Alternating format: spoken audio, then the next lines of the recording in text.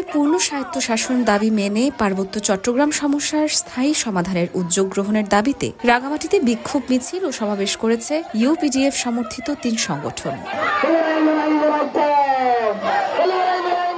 মঙ্গলবার দুপুরে জুলাই অভ্যুত্থানের ১ বছর পূর্তি উপলক্ষে রাঙামাটির সদর উপজেলার কুতুবছড়ি বাজারে সমাবেশ করে বৃহত্তর পার্বত্য চট্টগ্রাম পাহাড়ি ছাত্র পরিষদ, হিল উইমেন্স ফেডারেশন এবং গণতান্ত্রিক যুব ফোরাম।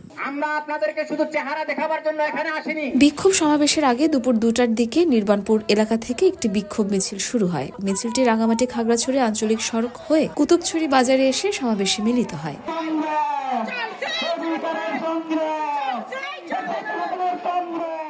সমাবেশে বক্তারা বলেন, শাসন শোষণ করে ক্ষমতায় টিকে থাকা গেলে ব্রিটিশরা আজীবন ক্ষমতায় থাকতে পারত। হাসিনার ফ্যাসিবাদও শোষণ করে ক্ষমতায় টিকে থাকতে পারেনি। আমরা ভেবেছিলাম জুলাই গণঅভ্যুত্থানের পর আর পাহাড়ে অন্যায় শোষণ চলবে না, কিন্তু পাহাড়ে শোষণ নিপীড়ন কমেনি। আজও আমাদের মা বোনদের ধর্ষিত হতে হচ্ছে, অভিযানের নামে হয়রানি করা হচ্ছে। ভুইফোর সংগঠনের দাবি মেনে ইউপিডিএফ কে ঐকমত্য কমিশন থেকেও বাদ দেওয়া হয়েছে। আমরা অবিলম্বে পূর্ণ স্বায়ত্তশাসন দাবি মেনে পার্বত্য চট্টগ্রাম সমস্যার স্থায়ী সমাধানের উদ্যোগ গ্রহণের দাবি জানাচ্ছি।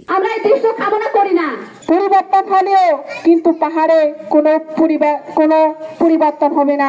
সমাবেশে বৃহত্তর পার্বত্য চট্টগ্রাম পাহাড়ি ছাত্র পরিষদের রাঙামাটি জেলা শাখার সভাপতি তরুময় চাকমার সভাপতিত্বে বক্তব্য রাখেন হিল উইমেন্স ফেডারেশনের কেন্দ্রীয় সভাপতি নীতি চাকমা, রাঙামাটি জেলা শাখার সভাপতি রিপনা চাকমা, গ্রামের মুরব্বী পলাশ চাকমা, গণতান্ত্রিক যুব ফোরামের রাঙামাটি জেলা শাখার সাংগঠনিক সম্পাদক প্রিয়তন চাকমা সহ আরো অনেকে। সকল শ্রেণীর নিরীহ মানুষদের জন্য, সকল পেশার মানুষদের জন্য।